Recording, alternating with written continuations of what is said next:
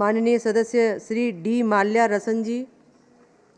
நாடு முழுவதும் உள்ள லட்சக்கணக்கான ஓய்வூதியதாரர்கள் மற்றும் குடும்ப ஓய்வூதிய பயனாளர்கள் மிகுந்த கவலை மற்றும் அச்சத்தை ஏற்படுத்தியுள்ள ஒரு அவசரமான பொதுநல கேள்வியை இந்த உயர் சபையின் கவனத்திற்கு கொண்டு வர விரும்புகிறேன். சமீபத்தில் மத்திய அரசு 2025 மார்ச் 29ஆம் தேதி வெளியிட்ட இந்தியன் கெசட் அறிவிப்பில் வேலிடேஷன் ஆஃப் பென்ஷன் ரூல்ஸ் 2025 எனும் புதிய விதிமுறையை கொண்டு வந்துள்ளது.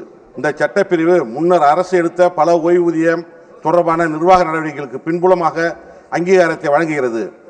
ஓய்வூதியம் வழங்குவது என்பது கருணை சலுகை அல்ல, அது நாட்டிற்கு தன்னை அர்ப்பணித்து பல ஆண்டுகளாக பணியாற்றியவர்களுக்கு வழங்கப்படும் சட்டப்பூர்வ உரிமை தொகை என்பது அறிந்த ஒன்று. இது மேலும் ஓய்வூதிய சங்கத்திற்கு முன்கூட்டியே எந்த ஆலோசனையும் நடத்தப்படவில்லை. வாழ்வாதார செலவுகள் அதிகரித்துள்ள இந்த காலகட்டத்தில் அவர்கள் உரிமைகளில் எந்த மாற்றமும் மூத்த குடிமக்களின் வாழ்வாதாரத்தை ஆழமாக பாதிக்கக்கூடும். எனவே மாண்புமிகு தலைவர் அவர்கள், நான் அரசிடம் வரவேற்று கூறுவது ஒன்று, வேலிடேஷன் ஆஃப் பென்ஷன் ரூல் 2025 எனும் அறிவிப்பின் நோக்கம், விளைவு மற்றும் மரபுகளை உடனடியாக தெளிவுபடுத்த வேண்டும். எந்த ஓய்வூதியரும் அல்லது குடும்ப ஓய்வூதிய பயனாளரும் இந்த வேலிடேஷன் விதிமுறைகளில் எந்த உரிமையும் இழக்க மாட்டார்கள் என்று சபையில் வெளிப்படையான உறுதியளிக்க வேண்டும். அது மட்டுமல்ல, தேசிய அளவில் அங்கீகரிக்கப்பட்ட ஓய்வூதியதாரர்கள் சங்கங்களுடன் ஆலோசனை நடத்தப்பட வேண்டும்.